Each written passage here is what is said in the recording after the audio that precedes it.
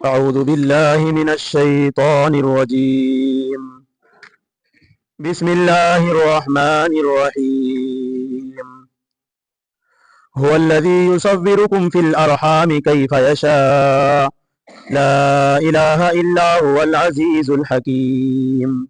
هو الذي أنزل عليك الكتاب منه آيات محكمات هن أم الكتاب وأخر متشابهات فأما الذين في قلوبهم زيغ فيتبعون ما تشابه منه ابتغاء الفتنة وابتغاء تأويله وما يعلم تأويله إلا الله والراسخون في العلم يقولون آمنا به كل من عند ربنا وما يذكر إلا أولو الألباب ربنا لا تزغ قلوبنا بعد إذ هديتنا وهب لنا من لدنك رحمة إنك أنت الوهاب.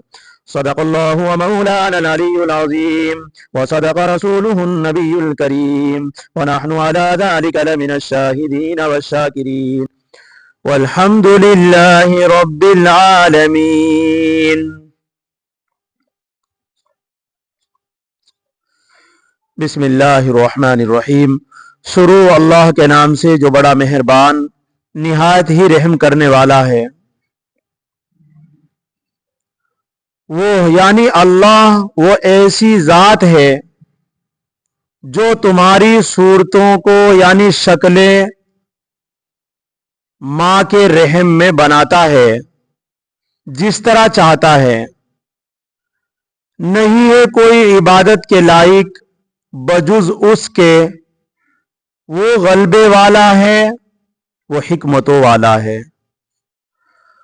اللہ وہ ذات ہے جس نے اتاری کتاب کو تجھ پر اس میں کچھ آیتیں ایسی ہیں جو محکمات ہے جو غیر متشابہات ہے جن کی مراد بالکل واضح ہے. یہی اصل کتاب ہے. یہی کتاب انہی آیتوں پر کتاب کا دار و مدار ہے اور دوسری آیات متشابہات ہے جن کی مراد معلوم نہیں ہے. پس بہرحال وہ لوگ جن کے دلوں میں ٹیڑھا پن ہے کجی ہے تو وہ چلتے ہیں ان آیتوں کی طرف جو متشابہ ہیں. وہ فتنے کو تلاش کرنے کے لیے اور غلط مطلب کو تلاش کرنے کی غرض سے وہ ڈھونڈتے ہیں ان آیتوں میں فتنے شورش کو کی تلاش اور ڈھونڈنے کی غرض سے اور غلط مطلب کے ڈھونڈنے کی غرض سے، حالانکہ ان کا صحیح مطلب اللہ کے علاوہ کوئی نہیں جانتا. اور وہ لوگ جن کا علم دین میں جو پختہ کار ہیں، فہیم ہیں، سمجھدار ہیں، وہ کہتے ہیں کہ ہم ان پر ایمان لائے ہیں. یہ تمام ہمارے پروردگار کی طرف سے ہے اور نہیں نصیحت حاصل کرتے ہیں مگر عقل مند لوگ. اے ہمارے پروردگار، پھیر ہمارے دلوں کو اس کے بعد کہ تو ہم کو ہدایت کر چکا ہے اور عنایت کر ہم کو اپنے پاس سے رحمت. بے شک آپ تو ہی سب کچھ دینے والا ہے. بے شک تو ہی سب کچھ دینے والا ہے. قرآن مقدس کی آپ حضرات سورہ آل عمران سن رہے ہیں. سورہ آل عمران کا یہ دوسرا سبق ہے کہ جو چوتھی دلیل جو تھی ان کی، اس کے اوپر رد فرمایا ہے. ان کے عقائد یہ تھے کہ حضرت عیسیٰ علیہ الصلوۃ والسلام خدا کے بیٹے ہیں، کہ دیکھو وہ बगैर बाप के पैदा हुए हैं, कलमाए कुल से पैदा हुए हैं, तो ऐसी सूरत में वो अल्लाह तबारक व ताला का खुदा का बेटा समझते थे। अल्लाह रब्बुल इज्जत ने उसका जवाब दिया कि अल्लाह वो जात है जो सारे इंसानों की शक्ल और सूरत मां के पेट में बनाता है। अब चाहे उसे मुजक्कर बनाए, मुअन्नस बनाए, बद बनाए, नेक बनाए, बदसूरत बनाए या खूबसूरत बनाए, ये अल्लाह रब्बुल इज्जत के हाथ में है। ऐसे ही हजरत अल्लाह रब्बुल इज्जत का कानून ये है कि कोई भी बच्चा जो दुनिया में पैदा होता है वो मां और बाप दोनों के मिल करके फिर बच्चा पैदा होता है। लेकिन अल्लाह रब्बुल इज्जत इस कानून के न पाबंद है न इस कानून के मोहताज है। वो बगैर बाप के भी पैदा कर सकता है, वो बगैर मां बाप के भी, मां के भी पैदा करता है और बगैर मां बाप के भी पैदा करता है। तो ऐसी सूरत में ये जो इंसान को बना रहा है अल्लाह तबारक व तआला मां के पेट में, फिल अरहाम, जो सूरतें बन रही हैं, ये सूरतें अल्लाह रब्बुल इज्जत उस नुतफे को कितनी मर्तबा अलट पलट करके फिर इसकी तस्वीर बनाते हैं। अल्लाह रब्बुल इज्जत, इंसान कलमाए कुन से पैदा नहीं हो रहा है, अल्लाह उसकी सूरत को बना रहे हैं। अल्लाह रब्बुल इज्जत ने इतना बड़ा आसमान बनाया कलमाए कुन से, जमीन बनाई कलमाए कुन से, सारी चीज। लेकिन जब इंसान की बारी आई, इंसान को अल्लाह रब्बुल इज्जत खुद अपने हाथों से बना रहे हैं। ऐसे ही हजरत ईसा अलैहिस्सलातु वस्सलाम को अल्लाह ने बनाया है, वो तो अल्लाह की मखलूक है, अल्लाह के बंदे हैं। जिस तरह चाहता है वो बना रहा है, वो चाहे बगैर बाप के पैदा करे, वो चाहे बगैर मां के पैदा करे, वो चाहे बगैर मां बाप के मिले हुए, जैसे हजरत आदम अलैहिस्सलातु वस्सलाम, ना बाप है ना मां है, बनाया नहीं, तो उसको तो तुम कभी नहीं कहते अल्लाह का बेटा है, कहना चाहिए था उनको कि जिसकी ना मां है ना बाप है, कहना चाहिए था उन्हें, तुम कह रहे हजरत ईसा को। ऐसे ही हजरत हव्वा है, बगैर मां के पैदा हुई है, हमारी जो मां है उनको कभी नहीं कहा इन्होंने, ईसाइयों ने, कि वो खुदा की बेटी है। हजरत ईसा अलैहिस्सलातु वस्सलाम को अगर अल्लाह ने बगैर बाप के पैदा कर दिया, इनको कह दिया कि जी ये अल्लाह के बेटे हैं। अल्लाह रब्बुल इज्जत ने फरमाया, हुवल्लज़ी, अल्लाह वो जात है, युसव्विरुकुम, जो तुम्हारी सूरतों को, तुम्हारी शक्लों को, फिल अरहामी, मां के पेट में बनाता है, कैफ़ यशा, जिस तरह चाहता है, लड़का हो लड़की हो, वो जिस तरह जो उसकी मर्जी वो बनाता है। जब उसकी मर्जी हो लड़का बना, लड़का बनाता है, जब उसकी मर्जी हो लड़की बना, लड़की बनाता है, जब उसकी मर्जी हो बदसूरत बनाए, बदसूरत, जब उसकी खूबसूरत बना देता है। अल्लाह रब्बुल इज्जत के ऊपर किसी इंसान का बस नहीं चलता है कि नहीं मेरा बच्चा खूबसूरत ही होना चाहिए, नहीं मेरा बच्चा नेक होना चाहिए। अल्लाह रब्बुल इज्जत की मर्जी है।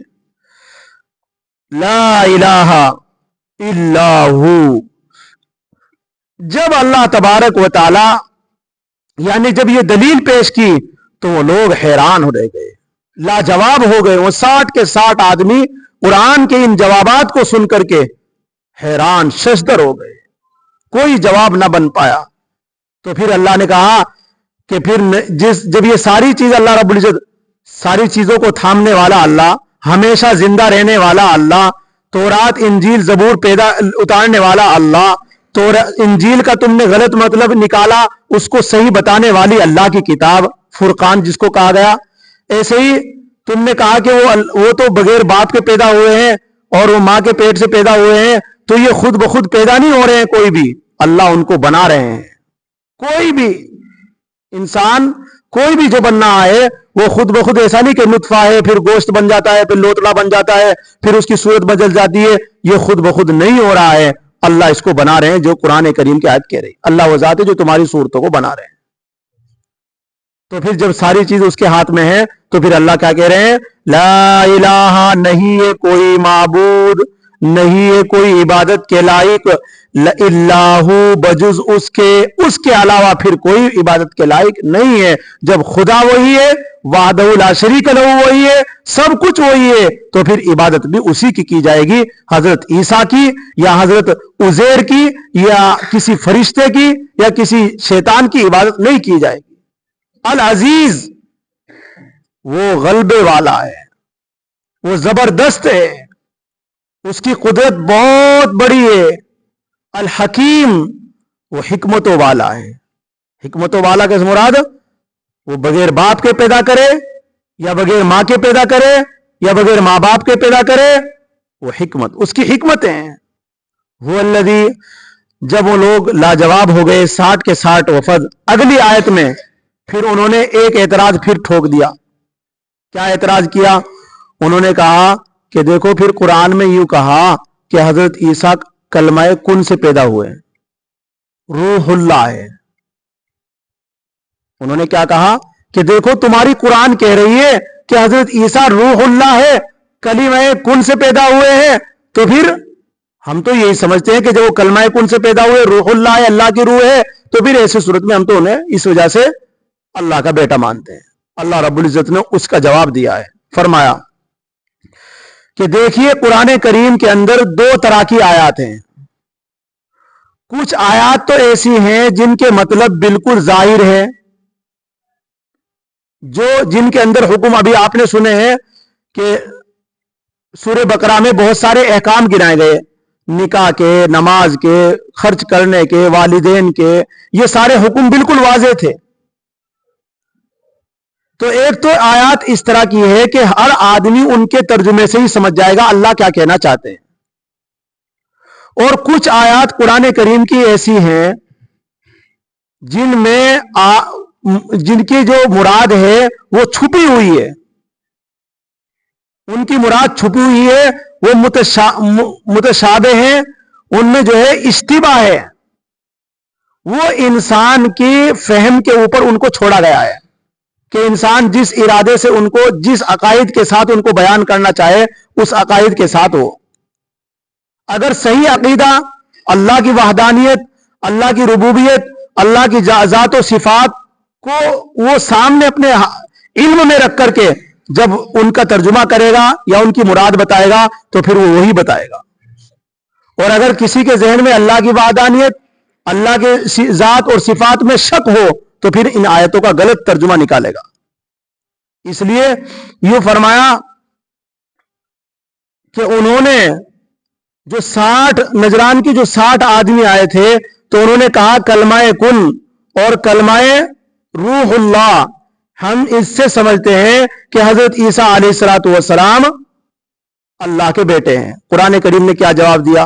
हुवल्लज़ी अंज़ल अलैकल किताब, अल्लाह वो जात है जिसने उतारी तुझ पर किताब को, मिनहु आयातुन, उनमें कुछ आयतें ऐसी है, इस किताब में कुछ आयतें ऐसी है, मुहकमातुन, उनके माना वाज़े है, साफ जाहिर है,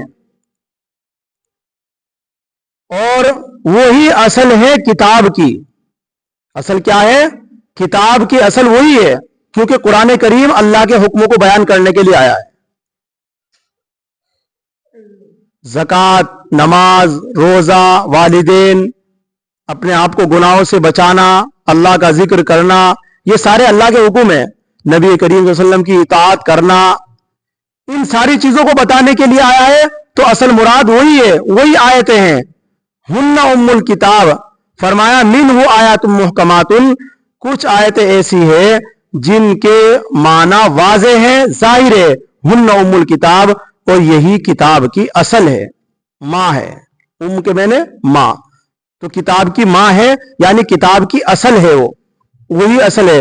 वह उखर मुतशाबिहात, और कुछ दूसरी आयत ऐसी है जिनके माना वाज़े नहीं है, जैसे हरूफ मुक़त्तात हैं, अलिफ लाम मीम, अलिफ लाम रा, अलिफ लाम मीम सौद, सौद यासीन तौहा, ये हरूफ मुक़त्तात है। इनके माना भी क्या है?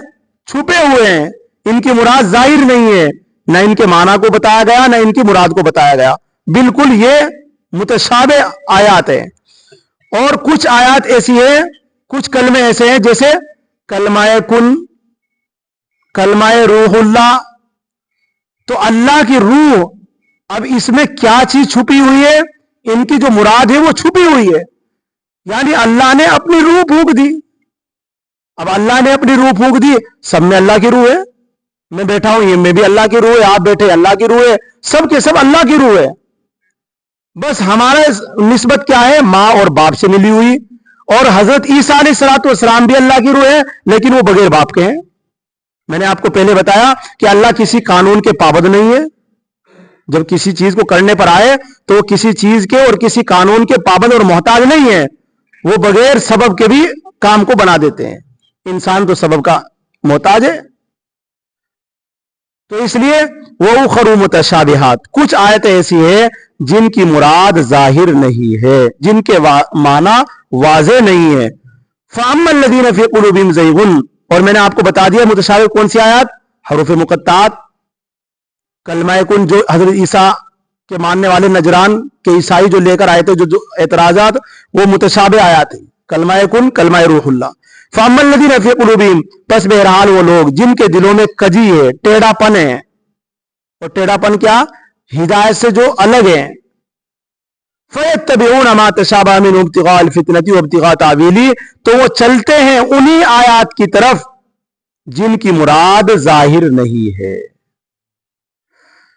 और क्यों चलते हैं वो, कुरान ने इसकी वजह बयान की, फितने को तलाश करने की गर्ज से। अब हजरत ईसा को उन्होंने, जो हालांकि न इंजील में ये बात लिखी हुई थी, न तौरात में लिखी हुई थी, न हजरत ईसा अलैहिस्सलाम इसकी तालीम देकर गए थे कि मैं खुदा का बेटा हूं।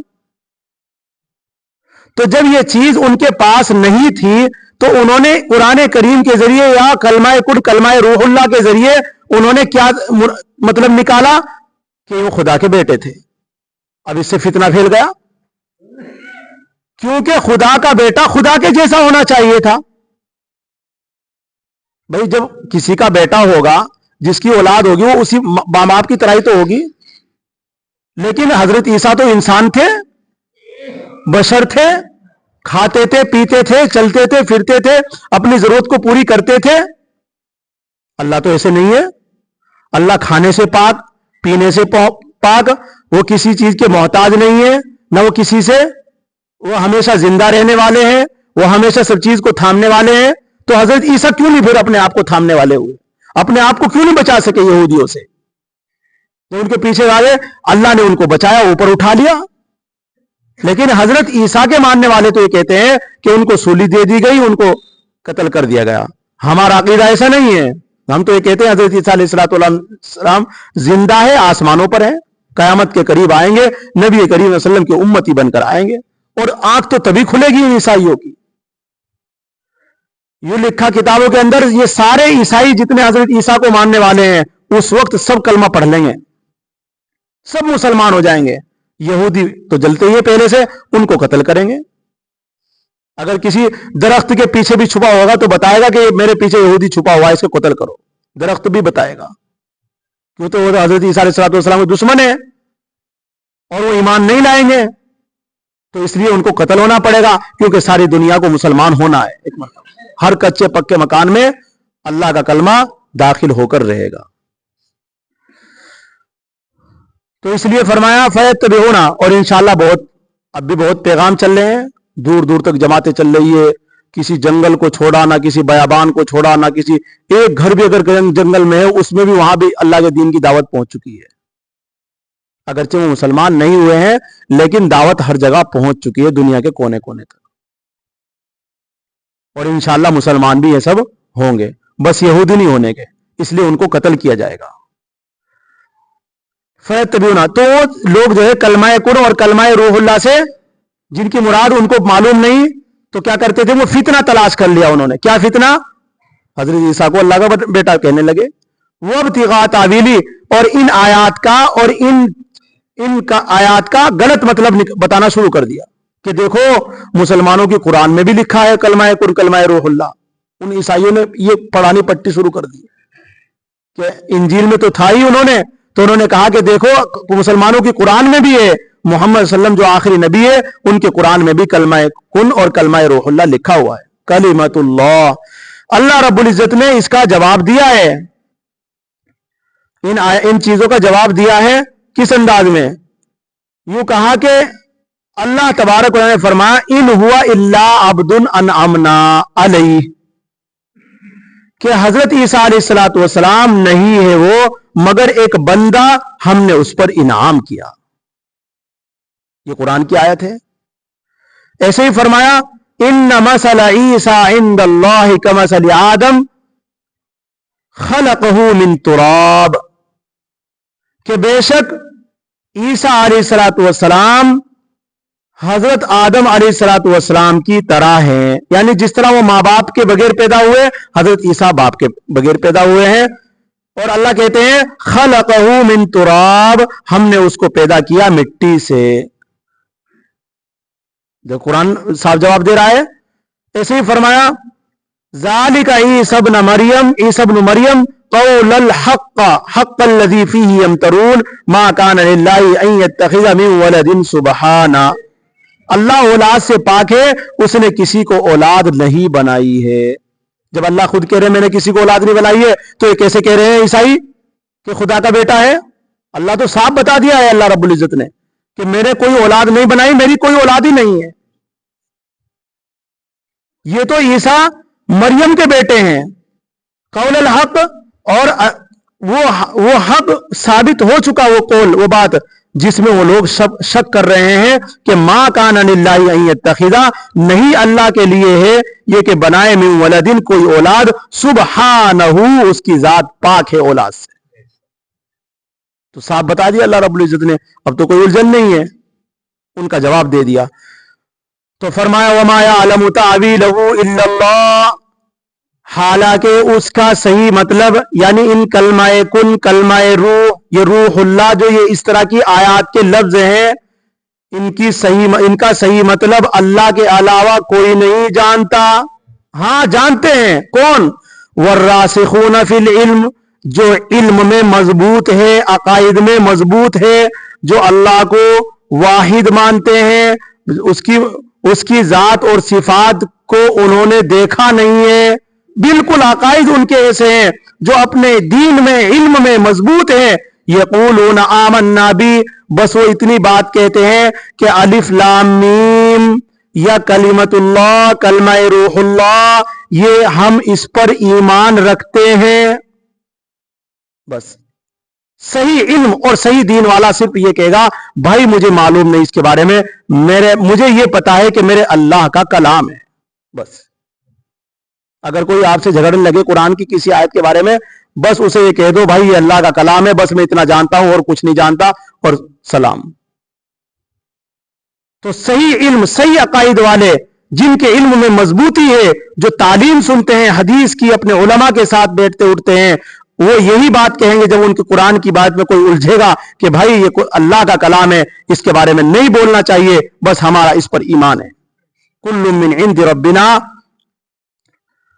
آج بہت لوگ نیٹ پر اور نہ جانے سوشل میڈیا پر قرآن کریم پڑھ کر آپ کو سنا رہے ہیں، ہمارے بھولے بھالے مسلمان بیچارے ان کے چکر میں پھنس رہے ہیں کہ دیکھو قرآن پڑھ کر سنا رہا ہے اور قرآن کی مطلب بتا رہا ہے تو یہ آدمی صحیح ہے، بس اس کی بات پر ترجمے پر غور نہ دو، ترجمہ اور بات پر غور دو اپنے علماء کے ترجموں پر، اس کی بات کو صرف نہ سنو، نہیں تو گمراہ ہو جاؤ گے۔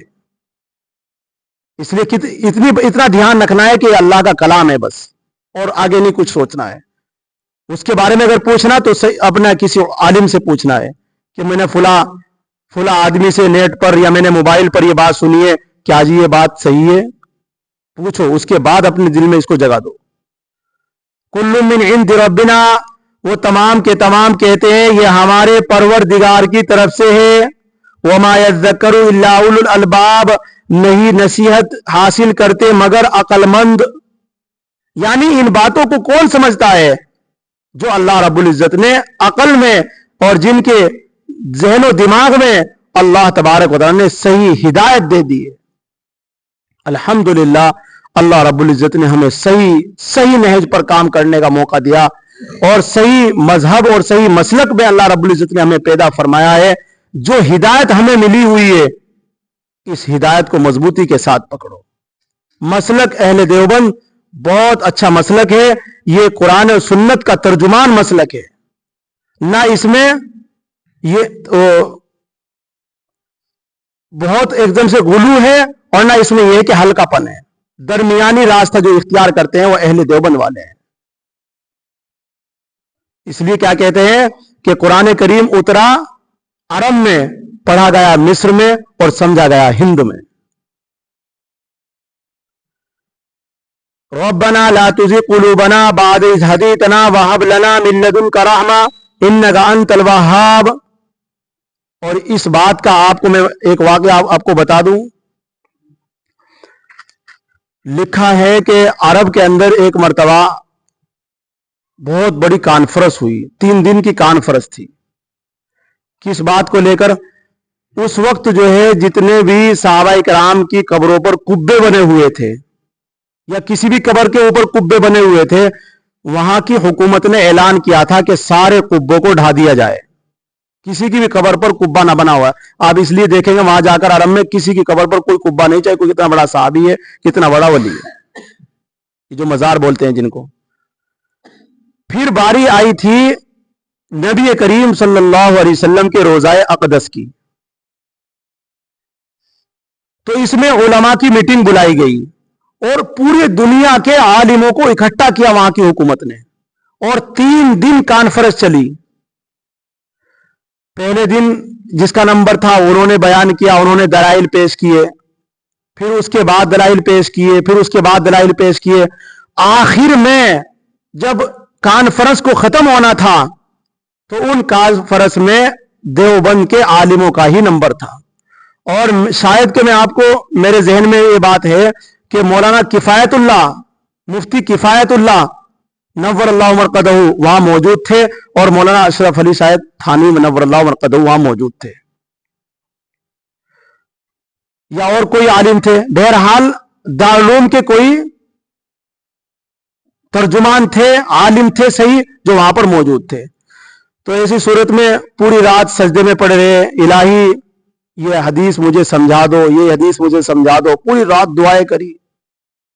میرے نبی کا روزے کا مسئلہ ہے، میرے نبی کے روزے کا مسئلہ ہے. اللہ رب العزت نے مغرب کے بعد وہ میٹنگ، وہ کانفرنس چلنی تھی اور نمبر دیوبند والوں کا تھا. اللہ رب العزت نے شرح صدر فرما دیا. انہوں نے کہا بھائی سمجھ میں آ گئی بات. جتنے عالم گئے ہوئے تھے یہاں دیوبند سے، ان سب کو کہا بھائی سمجھ میں آ گئی حدیث، اب نمبر ہمارا ہے. تو پھر انہوں نے بیان کیا تھا کہ دیکھیے نبی کریم صلی اللہ علیہ وسلم کی قبر جو بنی ہے، قبر جو بنی ہے وہ کس میں بنی ہے؟ یعنی یہ جو مزار بنا ہوا ہے یہ بعد میں بنایا گیا، پہلے بنا تھا؟ سب نے کہا جی پہلے سے موجود تھا، یہ تو کمرہ اجرا.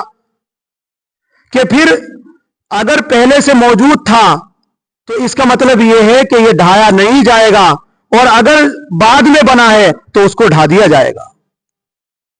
جب یہ بات کہی تو وہاں کی حکومت نے بہت شاباشی دی اور بہت انعام دیا دیوبند کے عالموں کو کہ آپ نے واقعی ہماری عقل کو سمجھا دیا، نہیں تو ہمیں تو معلوم ہی نہیں ہو رہا تھا کہ اس کے بارے میں ہم کیا کریں. تو انہوں نے کیا بتایا تھا کہ اگر پہلے سے موجود ہے تو ڈھایا نہیں جائے گا، اور اگر بعد میں بنا ہے قبر کے تو پھر اس کو ڈھا دیا جائے گا. اور نبی کریم صلی اللہ علیہ وسلم کا حجرہ تو پہلے سے موجود تھا، تو اس لیے وہ قیامت تک ڈھایا نہیں جائے گا. تو میں کہنے کا مطلب یہ ہے اہل دیوبند کے جو عالم ہیں الحمدللہ اللہ رب العزت نے ان کو بہت سمجھ عطا فرمائی ہے اور بہت درمیانی اعتبار سے یہ کام کرتے ہیں. اس لیے پوری دنیا کے اندر سب جو دشمن ہیں وہ اہل دیوبند کے ہی دشمن ہیں، جتنے بھی سب انہی کے اوپر بولتے ہیں. تو اس لیے فرمایا وما یذکر الا اولو الالباب، نہیں حاصل نہیں نصیحت پکڑتے ہیں مگر عقل مند لوگ. جو لوگوں کو اللہ رب العزت نے ہدایت کے لیے چن لیا ہے ان کی عقل میں یہ بات آتی ہے، اور جن کو ہدایت کے لیے نہیں چنا ہے وہ گمراہی رہتے ہیں. اگرچہ وہ اپنے آپ کو مسلمان کہتے ہیں لیکن گمراہی کہتے ہیں. انشاءاللہ اگلی آیت اللہ رب العزت کے فضل اور کرم سے موقع رہا، اللہ نے توفیق دی، انشاءاللہ عید کے بعد